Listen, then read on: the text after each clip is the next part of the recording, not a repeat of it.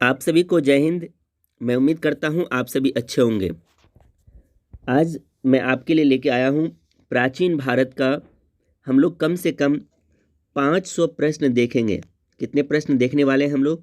500 प्रश्न देखेंगे जो बहुत ही ज़्यादा इम्पोर्टेंट है सभी कंपटीशन एग्ज़ाम के लिए।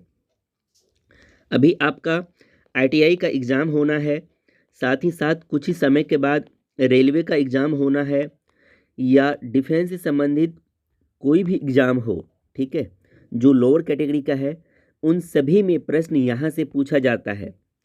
हमारी आपसे रिक्वेस्ट है कि आप जो हमारी ये सीरीज शुरू होने वाली है, प्राचीन भारत का भी चलेगा, फिर उनके बाद हम विश्व भूगोल को लेके आएंगे, फिर हम साइंस सेक्टर के तीनों सेक्टर को हम मूल रूप से देखेंगे, फिर कंप्यूटर से संबंधित प्रश्न देखेंगे। तो आप बस कंटिन्यू हमारे साथ जुड़े रहिए, 100% आपका फ़ायदा होगा। अगर आपने अभी तक हमारे चैनल को सब्सक्राइब नहीं किया है तो चैनल को सब्सक्राइब कर लीजिए, क्योंकि यहाँ से बहुत अधिक आपको फ़ायदा मिलने वाला है। हमारी आपसे बस अंतिम एक ही रिक्वेस्ट है कि आप इस वीडियो को शुरू से लेकर अंत तक देखिए। अंत में फिर आप अपना अच्छा या खराब जो भी अनुभव रहेगा आप उसको कमेंट सेक्शन में ज़रूर लिखिएगा। तो चलिए बिना किसी देरी के शुरू करते हैं हम आज के वीडियो को। तो ये ध्यान में रखना है कि ये सभी का सभी क्या है, वन लाइनर प्रश्न है और आपको बस वीडियो सुनना है, ठीक है। तो इसमें यहाँ पर कुछ भी फिगर नहीं बनने वाला है। आप कान में लीड लगा लीजिए, देखिए। आप इस वीडियो को बस अगर 3 से 4 बार अगर देख लेते हैं ना, तो 100% इसमें से लगभग 80% प्रश्न आपको याद हो जाएगा।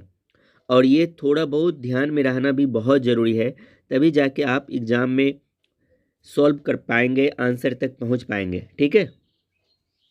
तो चलिए बिना किसी देरी का शुरुआत करते हैं हम आज के वीडियो को।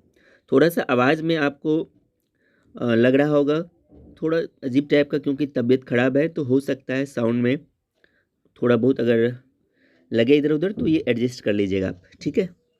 तो चलिए हम लोग पहले प्रश्न की ओर बढ़ते हैं।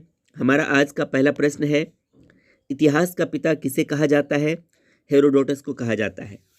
हेरोडोटस कहाँ के निवासी थे? यूनान के थे। मैं थोड़ा स्पीड में चलूँगा क्योंकि हमें बहुत अधिक प्रश्न करने हैं, तो आप वीडियो को 2 बार 3 बार देखिएगा, ठीक है।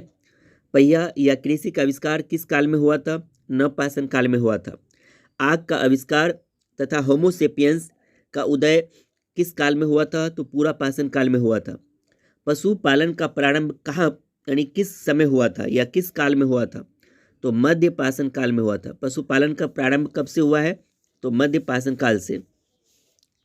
भीमबेटका है क्या है? तो यह एक पुरातात्विक स्थल है। प्रश्न आपसे पूछा जाएगा भीमबेटका क्या है? 4 ऑप्शन दिए रहेंगे, उनमें से एक ऑप्शन होगा एक पुरातात्विक स्थल है। भीमबेटका प्रसिद्ध है किसके लिए? तो गुफा शैल चित्र हेतु। किसके लिए? गुफा शैल चित्र हेतु।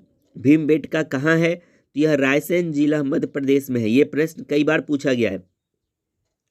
भीमबेटका कहाँ स्थित है? तो यह रायसेन जिला तो नहीं रहेगा, लेकिन मध्य प्रदेश जरूर रहेगा। विश्व का सबसे प्राचीन या प्रथम अभिलेख कौन सा है? तो बोगाज कोई अभिलेख है। आदि मानव ने सर्वप्रथम क्या सीखा था? आग जलाना। यह भी बहुत VVI प्रश्न है, इसको ध्यान में रखिएगा। आदि मानव ने सर्वप्रथम क्या सीखा था? आग जलाना। मानव ने सर्वप्रथम प्रयोग किया था किस धातु का? तांबे का प्रयोग किया था। यह सब प्रश्न पूछे जाने वाला है। सबसे पहले पालतू बनाया गया किस जानवर को पालतू बनाया था मानव ने? तो कुत्ता को बनाया था। सिंधु सभ्यता का काल है यानी सिंधु सभ्यता का समय कब से कब तक को माना जाता है? तो 2500 से 1750 ईस्वी पूर्व को कौन सा काल माना जाता है? सिंधु सभ्यता का काल माना जाता है। सिंधु सभ्यता सिंधु घाटी सभ्यता थी। ये कैसी सभ्यता थी? ऐतिहासिक। आध ऐतिहासिक का मतलब क्या हुआ? यह यहाँ पर जो लिखा गया था ना, ये पढ़ा नहीं गया है, ठीक है। यहाँ पर जो कुछ भी उस समय अभी जो मिलता है सिंधु घाटी सभ्यता का, वो पढ़ा नहीं गया है, इसीलिए इसको आध ऐतिहासिक काल कहा जाता है। सिंधु सभ्यता प्रसिद्ध थी किसके लिए? नगर नियोजन के लिए, यानी शहरी व्यवस्था बहुत ही अच्छी थी। कहाँ पर? सिंधु घाटी सभ्यता में। तो सिंधु सभ्यता की लिपि क्या थी? तो याद रखना है भावचित्रात्मक, यानी सिंधु सभ्यता में कुछ भी लिखा ही नहीं गया था। सिंधु सभ्यता में जो उस समय चित्र बना के बताया गया था कि जैसे कोई गुफा है तो वहां पर एक भेड़िया को दिखाया गया, उसके पीछे एक इंसान को बना दिया गया है और वो उनके हाथ में कोई भाला है, इस प्रकार का दिखाया जाता था। ठीक है, तो चलिए हम आगे बढ़ते हैं। अब सिंधु सभ्यता के लोगों की व्यवसाय क्या था? उन लोगों का तो कृषि था। सिंधु सभ्यता के लोगों का मुख्य व्यवसाय क्या था? कृषि था। इस चीज को ध्यान में रखना है। सिंधु वासियों का मुख्य फसल क्या है? तो उनका मुख्य फसल जो था जौ और गेहूं था, यानी सिंधु वासी सबसे अधिक किस फसल को उगाते थे? जौ और गेहूं को। कपास की खेती प्रारंभ हुई, यानी प्रारंभ की थी किसने की थी? सिंधु वासियों ने। ठीक है, सिंधु सभ्यता का पूर्वी एवं पश्चिमी पुरास्थल है कौन सा? तो याद रखना है सिंधु सभ्यता का जो पूर्वी पुरास्थल है यह है आलमगीरपुर, और ये कहाँ है? उत्तर प्रदेश के मेरठ जिले में है। और जो पश्चिमी पुरास्थल है यह है सुत कोकडाड़ में, और ये कहाँ है? बलूचिस्तान। बलूचिस्तान कहाँ है? पाकिस्तान में। ठीक है, इस चीज को ध्यान में रखना है, ये पाकिस्तान में है। चलिए आगे बढ़ते हैं। आलमगीरपुर स्थित है कहाँ पर? हिंडन नदी पर। कहाँ पर स्थित है? हिंडन नदी पर। मांडा स्थित है, ये कहाँ पर? तो चिनाब नदी के किनारे स्थित है मांडा। सिंधु सभ्यता थी कैसी? नगरीय सभ्यता थी। सिंधु सभ्यता का विस्तार था कैसा? त्रिभुजाकार। याद रखना है सिंधु सभ्यता का जो विस्तार था वो किस प्रकार से था? त्रिभुजाकार था। सिंधु सभ्यता का प्रमुख बंदरगाह कौन सा था? यह प्रश्न कई बार पूछा गया। सिंधु सभ्यता का बंदरगाह कौन सा था? लोथल था। लोथल स्थित है कहाँ पर? भोगवा नदी के किनारे स्थित है। मैं इस पर संबंधित एक प्रश्न बना दूंगा, शॉर्ट ट्रिक वाला। ठीक है, लोथल स्थित है कहाँ पर? भोगवा नदी के किनारे। भारत में हड़प्पा का सबसे बड़ा स्थल कौन सा है? तो राखीगढ़ी है। कौन सा है? राखीगढ़ी। ठीक है, चलिए आगे बढ़ते हैं। उसके बाद प्रश्न है आपके लिए, सिंधुवासी पूजा करते थे किसके? यह प्रश्न भी कई बार पूछा गया है। सिंधुवासी पूजा करते थे किसकी? पशुपतिनाथ की। कई जगह प्रश्न आपको ऑप्शन में इंद्र मिलेगा, तो कई सारे भाइयों को लगता है कि इंद्र देवता की मतलब महत्व अधिक था, तो इंद्र की ही पूजा होती होगी। लेकिन याद रखना है सिंधु सभ्यता के समय सिंधुवासी लोग किसकी पूजा करते थे? तो पशुपतिनाथ की पूजा करते थे। हड़प्पा या सिंधु सभ्यता के बारे में सबसे पहले जानकारी दी थी किसने? चार्ल्स मेसन ने। ये रेलवे में कई बार ये प्रश्न पूछा गया है। हड़प्पा या सिंधु सभ्यता के बारे में सबसे पहले जानकारी दी थी किसने? चार्ल्स मेसन ने दी थी 1826 ईस्वी में। हड़प्पा स्थित है। हड़प्पा कहाँ स्थित है? ये पाकिस्तान के पंजाब प्रांत के एक मोंटे गोमड़ी जिला है, और वहीं पर रावी नदी के तट पर स्थित है। तो याद रखना है, इतना नहीं प्रश्न पूछा जाएगा, प्रश्न यही रहेगा हड़प्पा स्थित है कहाँ पर? तो पाकिस्तान में स्थित है। ठीक है, और किस नदी के तट पर है? तो हड़प्पा याद रखना है रावी नदी के तट पर है। हड़प्पा की खोज किसने की थी? दयाराम साहनी ने की थी। यह प्रश्न पूछा जाएगा। हड़प्पा की खोज किसने की थी? दयाराम साहनी ने 1921 ईस्वी में। हड़प्पा की सभ्यता थी कैसी सभ्यता थी? कांस्य युगीन सभ्यता थी। हड़प्पा समाज थी कैसी? मातृसत्तात्मक, मतलब यहाँ पर माँ का बहुत ही अधिक महत्व था, पिता के महत्व से अधिक महत्व किसका था हड़प्पा काल में या सिंधु सभ्यता के समय? तो वो याद रखना है था माँ का था, इसीलिए यहाँ पर कहा गया है हड़प्पाई समाज कैसा था? मातृसत्तात्मक था। स्वास्तिक चिन्ह देन है किसकी? हड़प्पा सभ्यता की। अभी जो हम लोग स्वास्तिक चिन्ह जो देखते हैं ये किसकी देन है? हड़प्पा सभ्यता की देन है। हड़प्पा निवासी का रुचि था किसमें? शतरंज के खेल में। धौलावीरा स्थित है कहाँ पर? गुजरात में। यह प्रश्न भी पूछा जाएगा, रेलवे में कई बार पूछा गया ये प्रश्न। धौलावीरा स्थित है कहाँ पर? गुजरात में। R37 कब्रिस्तान मिला है कहाँ पर? हड़प्पा में। ठीक है, हड़प्पा के लोग अनभिज्ञ थे, यानी हड़प्पा के लोगों को जानकारी नहीं थी किसकी? लोहा की। और इनको किसकी जानकारी थी? याद रखना है तांबा की। ठीक है, किसकी थी? तांबा की। हड़प्पा में मिट्टी के बर्तन पर प्रयुक्त रंग जो है ये कैसा रंग वहां पर पाया गया था? लाल रंग का उपयोग करते थे। मोहनजोदड़ो और हड़प्पा की पुरातात्विक खुदाई के प्रभारी कौन थे? यानी इसको इनके देखरेख में इनकी खुदाई हुई थी, तो वो हुआ था सर जॉन मार्शल। ठीक है, अच्छा, मिस्र के राजा क्या कहलाते थे? ये फराओ कहलाते थे। क्या कहलाते थे? फराओ। चावल के साक्ष्य मिले कहाँ से? लोथल एवं रंगपुर से। ये प्रश्न कई बार पूछा गया है, रेलवे का, ITI का, इन सभी का ये फेवरेट प्रश्न है। कौन सा? चावल के साक्ष्य कहाँ से मिले हैं? लोथल एवं रंगपुर से मिले हैं। जुते हुए खेत का साक्ष्य कहाँ से मिला है? कालीबंगन से मिला है। मैं उम्मीद करता हूं यहां तक में कोई दिक्कत आपको नहीं हुई होगी। चलिए इनसे आगे बढ़ते हैं। अभी हमारा 10 ही मिनट हुआ है। आप बस वीडियो को शुरू से लेकर अंत तक देखिए, 100% आपका फायदा होगा। आपको एग्जाम में देखिएगा, जब इस वीडियो को आप 2-3 बार देख लीजिएगा, एग्जाम में जाइएगा तो लगेगा नहीं हम कुछ पढ़ के आए हैं। चलिए आगे प्रश्न है, कालीबंगन का अर्थ क्या है? कालीबंगा या कालीबंगन पूछा जाएगा। इसका अर्थ क्या है? काले रंग की चूड़ियां। क्या अर्थ है? काले रंग की चूड़ियां। अग्निकुंड प्राप्त हुए कहां से? लोथल या कालीबंगन से प्राप्त हुआ है क्या? अग्निकुंड। घोड़ों के हड्डी के अवशेष मिले हैं कहां से? सुरकोटदा से। सुरकोटदा जगह का नाम है, यहीं से घोड़े के हड्डी मिले हुए थे। घोड़े के हड्डी का जो अवशेष था ये मिला हुआ था कहां से? सुरकोटदा से। सिंधु सभ्यता की सबसे बड़ी इमारत कौन सी है? मोहनजोदड़ो। ये कहां से प्राप्त हुआ था? अन्नागार से, जिसकी खोज कब की गई थी? 1922 ईस्वी में की गई थी। मोहनजोदड़ो की खोज किसने की थी? रखालदास बनर्जी ने। मोहनजोदड़ो की खोज किसने की थी? रखालदास बनर्जी ने। अच्छा, मोहनजोदड़ो का अर्थ क्या है? ये मृतकों का टीला है, मतलब यहां पर मृत लोगों को दफनाया और जलाया जाता था। कहां पर? मोहनजोदड़ो का अर्थ ही यही है, ठीक है, मोहनजोदड़ो में मूल रूप से। नर्तकी की कांस्य मूर्ति मिली है कहां से? यह भी मिला है मोहनजोदड़ो से। मोहनजोदड़ो है क्या है ये? पाकिस्तान के सिंध प्रांत के लड़काना जिले में जो है, ये सिंधु नदी के तट पर है। तो याद रखना है मोहनजोदड़ो कहाँ है? तो ये पाकिस्तान में है। पाकिस्तान में किस नदी के तट पर है? तो सिंधु नदी के तट पर है। इस चीज को याद रखना है, ठीक है। आगे बढ़ते हैं। मेसोपोटामिया का अर्थ क्या है? याद रखना है मेसोपोटामिया ये है कहां पर? इराक में है।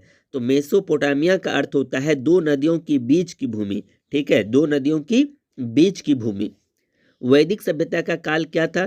तो इसका काल था 1500 से 6000 ईस्वी पूर्व के समय को क्या कहते हैं?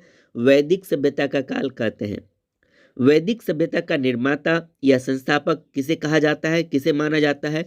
आर्य लोगों को माना जाता है। अच्छा, आर्यों की जानकारी मिलती है किससे हमें? ऋग्वेद से। हमारा वेद कितना है? वेद 4 जो है, ऋग्वेद, यजुर्वेद, सामवेद, अथर्ववेद। तो आर्यों के बारे में हमें जानकारी कहाँ से मिलती है? तो ऋग्वेद से मिलती है। इसको आपको ध्यान में रखना है, ठीक है। चलिए आगे बढ़ते हैं। ऋग्वेद काल में आजीवन अविवाहित रहने वाली महिलाओं को क्या कहा जाता था? तो उनको कहा जाता था अमाजू, ठीक है, याद रखना है। ऋग्वैदिक काल में जो महिलाएं अपने पूरे जीवन में शादी नहीं करती थी उनको क्या कहा जाता था? अमाजू कहा जाता था। आर्य भारत आए थे। आर्य लोग भारत कब आए थे? ये 1500 ईस्वी पूर्व से पहले आए थे भारत। आर्य पहले सबसे पहले कहाँ बसे थे? तो पंजाब और अफगानिस्तान के हिस्सों में आर्य बसे हुए थे। आर्यों का जो मूल निवास स्थान था वो कहाँ था? मध्य एशिया था। यानी आर्य लोग भारत में जो आए थे, कहाँ से आए थे? मध्य एशिया से आए थे। अच्छा, आर्यों का मुख्य व्यवसाय क्या था? तो इनका मुख्य व्यवसाय पशुपालन व कृषि था। आर्यों की भाषा या पेय पदार्थ जो थी ये क्या था? तो ये आर्यों की भाषा थी संस्कृत। आर्यों की भाषा क्या थी? संस्कृत थी। और इसका पेय पदार्थ जो था ये सोमरस था। आर्यों का जो प्रिय पशु था वो क्या था? घोड़ा था। आर्यों का प्रिय पशु क्या था? घोड़ा। और आर्यों का जो देवता था वो क्या था? इंद्र था, ठीक है। अच्छा, आर्यों का समाज कैसा था? तो इनका पितृ प्रधान था। और सिंधु सभ्यता का समाज कैसा था? वो मातृ प्रधान था। इस चीज को ध्यान में रखिएगा, ठीक है। दोनों प्रश्न अलग अलग है। आर्य लोग जहाँ, आर्य समाज में जहाँ पिता की प्रधानता अलग, पिता का जो महत्व था वो अधिक था, तो वहीं सिंधु सभ्यता में माँ का जो था दर्जा या माँ का जो महत्व था वो अधिक था, ठीक है। चलिए आगे बढ़ते हैं। वेदों की संख्या कितनी है? तो वेदों की संख्या 4 है। वेदों की संख्या कितनी है? 4। और वेदांग की संख्या कितनी है? तो 6 है। वेदों की संख्या 4 है, वेदांग की संख्या 6 है। सबसे प्राचीन वेद कौन सा है? ऋग्वेद है। और सबसे बाद का वेद कौन है? अथर्ववेद है। तो ऋग्वेद का संकलनकर्ता कौन है? तो ये कृष्ण द्वैपायन वेद व्यास है। ठीक है, ऋग्वेद ऋचाओं को पढ़ने वाले ऋषि को क्या कहते हैं? होत्री कहते हैं। यानी जो ऋग्वेद को ऋषि पढ़ते हैं उनको क्या कहा जाता था? होत्री। ऋग्वेद में सर्वाधिक बार यानी सबसे अधिक बार किस नदी का चर्चा किया गया है? तो सिंधु नदी का चर्चा किया गया है। ऋग्वेद में वर्णित सबसे पवित्र नदी कौन है?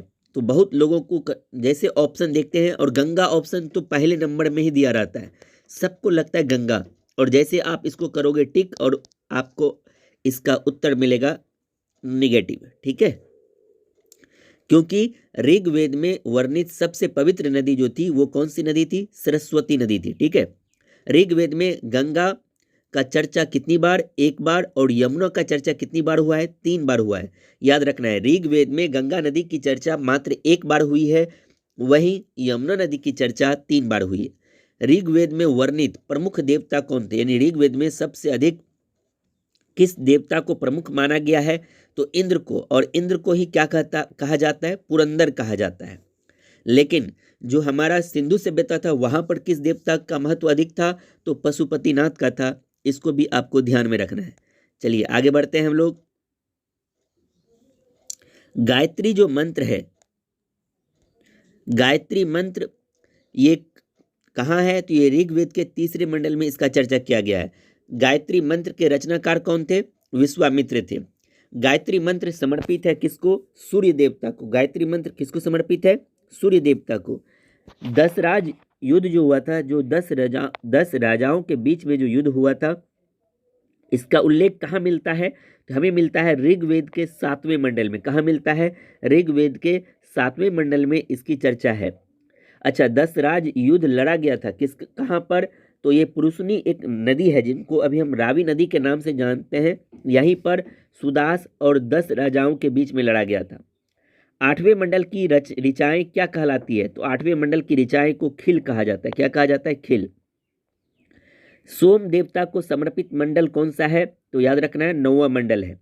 ऋग्वेद में सबसे बाद में जो निर्मित मंडल है, यानी सबसे बाद में जो निर्माण किया गया था, वो कौन सा मंडल है? तो याद रखना है वो 10वां मंडल है। ऋग्वेद की मूल लिपि क्या थी? ब्राह्मी लिपि। इस प्रश्न ये भी आई है। ठीक है, इसको ध्यान में रखिएगा। ऋग्वेद की मूल लिपि क्या थी? ब्राह्मी लिपि। यानी किस लिपि में लिखा गया था? तो ब्राह्मी लिपि में। चलिए आगे बढ़ते हैं। वैदिक काल में किस जानवर को अधन्या का मतलब क्या होता है? यानी ऐसा जानवर जिसको ना मारा जाने योग्य हो, तो वो किसको माना गया था? तो गाय को माना गया था। उत्तर वैदिक काल के संबंध में जानकारी मिलती है हमें कहाँ से? उत्तर वैदिक काल के बारे में जानकारी मिलती है तो जो हमारा सामवेद है, जो यजुर्वेद है, जो यथर्वेद है, हमें यहाँ से जानकारी मिलती है किसके बारे में? उत्तर वैदिक काल के बारे में। गोत्र शब्द की उत्पत्ति कहाँ से हुई है? इनकी उत्पत्ति हुई है उत्तर वैदिक काल से। कहाँ से? उत्तर वैदिक काल से। उत्तर वैदिक काल के प्रमुख देवता कौन थे? प्रजापति थे। कौन थे? प्रजापति। ठीक है, चलिए आगे बढ़ते हैं। अब हम अगला प्रश्न है, उत्तर वैदिक काल समाज 4 वर्णों में विभक्त था, तो ये 4 वर्ण कौन सब था? तो ब्राह्मण, क्षत्रिय, वैश्य तथा शूद्र। याद रखना है, ये जो वीडियो है आपके एग्जाम में तो इनसे फायदा होगा ही होगा, साथ ही साथ आपका जो नॉलेज है ये भी बहुत ही अधिक इम्प्रूव होने वाला है इस वीडियो से। तो जब भी आप पढ़िए तो इस पर्पज से पढ़िए कि हमारी नॉलेज अपग्रेड हो। तो अगर आपके पास नॉलेज बढ़ेगा तो 100% आप एग्जाम में भी अच्छा अंक स्कोर करेंगे। ठीक है, चलिए अब हम आगे बढ़ते हैं। अभी तक 18 मिनट हो गया है। ठीक है, कोई दिक्कत नहीं है। चलिए अब अगला प्रश्न है, गद एवं पद वाला वेद कौन सा है? यानी कौन सा ऐसा वेद है जिसमें गद और पद, कविताएं और कहानी दोनों की चर्चा है? तो वो है हमारा यजुर्वेद। कौन सा है? यजुर्वेद।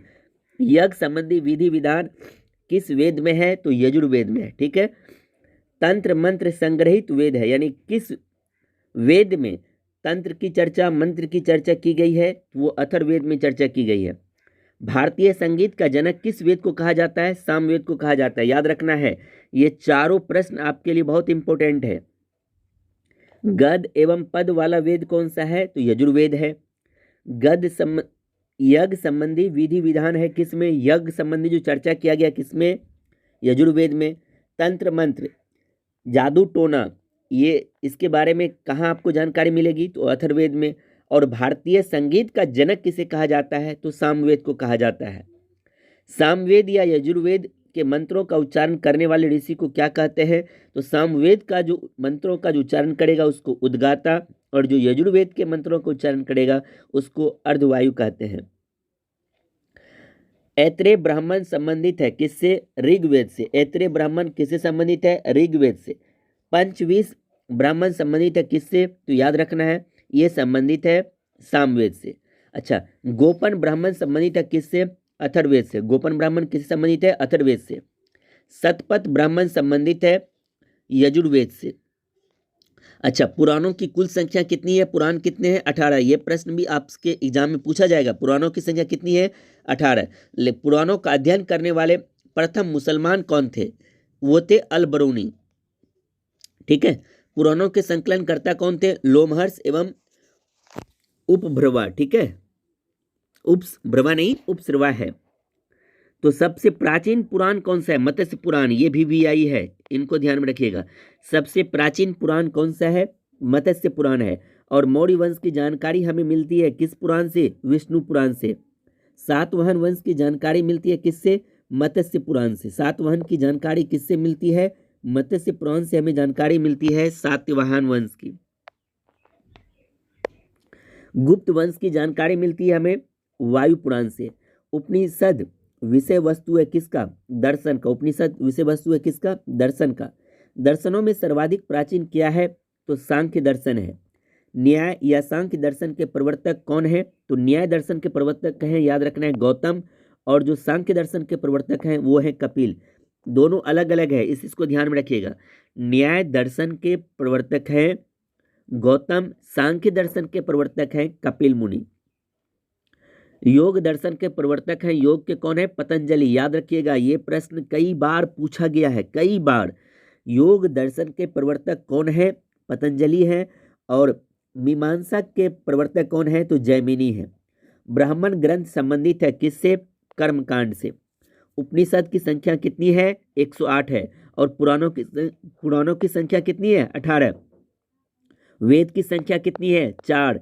वेदांत की संख्या कितनी है? 6। इस चीज सबको ध्यान में रखिएगा, ठीक है। ये सब प्रश्न पूछा जाने वाले रिपीटेड प्रश्न है ये सब। चलिए आगे बढ़ते हैं। सत्यमेव जयते लिया गया है, कहां से लिया गया है? तो मुंडकोपनिषद से लिया गया। यह भी प्रश्न पूछा जाएगा। सत्यमेव जयते कहां से लिया गया है? मुंडकोपनिषद से लिया गया है। तमसो मां ज्योतिर्गमय तथा ओम लिया गया कहां से? बृहदारण्यक उपनिषद से। भारत की प्रथम कानून पुस्तक कौन सी है? मनुस्मृति। भारत की प्रथम कानून पुस्तक कौन सी है? मनुस्मृति। मुझे उम्मीद है आपको वीडियो में मज़ा आ रहा होगा, आपको लग रहा होगा कि नहीं हमारा फ़ायदा हो रहा है। तो अगर आपका अनुभव कैसा रहेगा इस पूरे वीडियो को देखने के बाद, आप अपने अनुभव को कमेंट सेक्शन में कमेंट करके हमें ज़रूर बताइएगा, ठीक है। स्मृति ग्रंथों में सबसे प्राचीन कौन सा है? मनुस्मृति है। और भारत की प्रथम कानून पुस्तक कौन सी है? तो मनुस्मृति है। प्राचीन हिंदू विधि के लेखक कौन है? मनु है। भारत का प्रथम महाकाव्य कौन सा है? रामायण। प्रश्न याद रखिएगा, भारत का प्रथम महाकाव्य कौन सा है? रामायण। और रामायण के रचयिता कौन है? महर्षि वाल्मीकि। इसी प्रकार का प्रश्न आपसे आईटीआई में साथ ही साथ रेलवे में पूछा जाने वाला है, और कुछ प्रश्न एसएससी में भी देखने को मिलता है। भारत का सबसे बड़ा महाकाव्य कौन सा है? तो याद रखना है महाभारत है। भारत का सबसे बड़ा महाकाव्य कौन सा है? वो महाभारत है। महाभारत के रचयिता कौन थे? तो वो थे महर्षि वेदव्यास। महाभारत के रचयिता कौन थे? महर्षि वेदव्यास थे। इस चीज को ध्यान में रखिएगा, ठीक है। चलिए आगे बढ़ते हैं। अगला प्रश्न है, महाभारत को और किस नाम से जाना जाता है? तो इनको हम जानते हैं जय संहिता के नाम से। प्रश्न पूछा जाएगा, जय संहिता किसका उपनाम है? तो महाभारत का है। महाभारत का फारसी में अनुवाद रजनामा नाम से किसने किया था? तो बदायूनी ने किया था।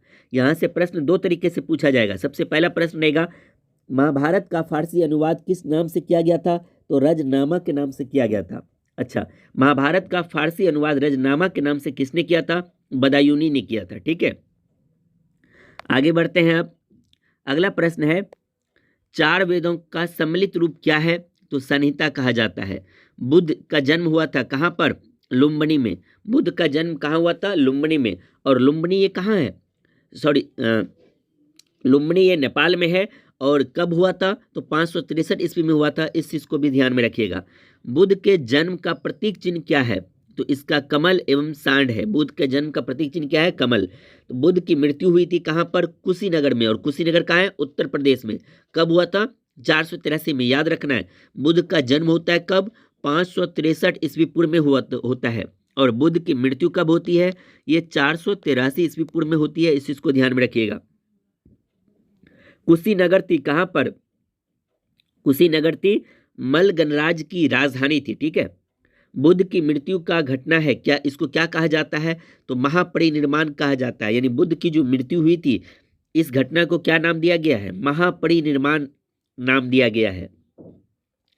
बुद्ध के पिता का क्या नाम था? ये शुद्धोधन नाम था। बुद्ध के पिता का क्या नाम था? शुद्धोधन। और ये किस कुल से संबंधित थे?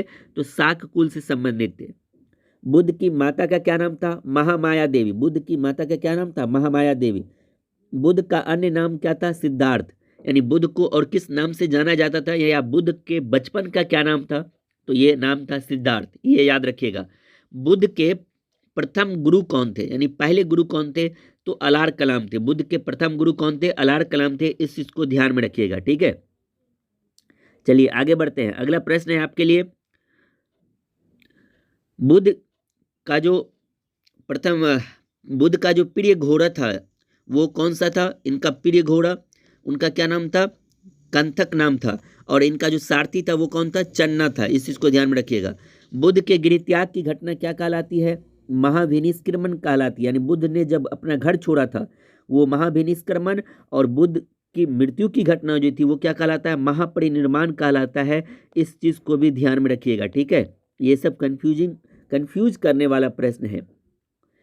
अच्छा, बुद्ध का जो गृह त्याग, इन्होंने घर को जो छोड़ा था, इसका प्रतीक क्या है? घोड़ा। और जन्म का प्रतीक क्या है? कमल एवं सांड। बुद्ध का प्रथम प्रवचन कहलाया, यानी बुद्ध ने जो पहली बार प्रवचन दिया था उनको क्या कहते हैं हम लोग? धर्म चक्र प्रवर्तन। क्या कहलाता है वो? धर्म चक्र प्रवर्तन। चलिए आगे बढ़ते हैं। बुद्ध को ज्ञान की प्राप्ति हुई थी कहाँ पर? बोध गया में। और ये बोध गया में कहाँ पर? तो निरंजना नदी के तट पर पीपल वृक्ष के नीचे। प्रश्न यहां से बनेगा, बुद्ध को ज्ञान की प्राप्ति किस वृक्ष के नीचे हुई थी? तो ये हुआ था पीपल वृक्ष के नीचे। और बुद्ध ने अपना सबसे पहला उपदेश दिया था कहां पर? सारनाथ में दिया था। अभी आपका लगभग 100 से अधिक प्रश्न, मैं उम्मीद करता हूं इतना तो हमारा हो ही गया होगा। हम अभी क्वेश्चन आंसर लेकर नहीं आ रहे हैं। मैं चाहता हूं कि पहले आप लोगों का वन लाइनर कम से कम 500 प्लस हो जाए हर एक सेक्टर का। ठीक है, यानी प्राचीन भारत का, फिर आधुनिक का हम लोग देखेंगे, फिर विश्व भूगोल का देखेंगे। इन सभी को देखकर हम लोग लगभग कम से कम 3000 के आसपास प्रश्न को देखेंगे। और फिर इनके बाद मैं आपके साथ प्रश्न लेके आऊँगा, फिर हम लोग उसका डिस्कशन करेंगे। आपको बस वीडियो को शुरू से लेके अंत तक देखना है। अभी प्राचीन भारत का ये पहला पार्ट था। अभी इनके 3 या 4 पार्ट और लेके आऊँगा, तब जाके हमारा लगभग 500 प्लस, ठीक है, 500 प्लस प्रश्न हमारा हो जाएगा। फिर इनके बाद हम लोग आगे डिस्कस करेंगे, अगले चैप्टर में हम लोग जाएंगे। तो मैं उम्मीद करता हूं कि यह वीडियो आपको पसंद आया होगा। इस वीडियो को आप 2 से 3 बार देखिए, लगभग चीज़ें आपको याद हो जाएगी। एक्चुअल में हम जिसको देखते हैं और सुनते हैं, जहाँ पे हमारा श्रवण भी होता है और दृश्य भी होता है, ठीक है, यानी सुनना भी होता है और देखना भी होता है, वो चीज़ हमें अधिक समझ में आता है, अधिक याद भी होता है। तो आप इस वीडियो को कान में लीड लगाइए और आप जैसे गाना सुनते हैं वैसे सुन सकते हैं। बिल्कुल आप इसको जब 2 से 3 बार अगर आप इसको देख लीजिएगा तो आपको बिल्कुल बहुत हद तक समझ में आ जाएगा। ठीक है, आपको यह वीडियो कैसा लगा आप कमेंट सेक्शन में जरूर कमेंट करके बताइएगा। इनके साथ ही अगर आप इस वीडियो के लिंक को कम से कम 20 दोस्तों के साथ शेयर कीजिएगा। ये आपकी जिम्मेदारी है, इनको आपको 20 दोस्तों के साथ शेयर करना है। ठीक है, तो आज के वीडियो में बस इतना ही। हम मिलते हैं आपसे अगले वीडियो में, तब तक देखते रहिए नॉलेजपुर के और सभी वीडियो को। जय हिंद, जय भारत।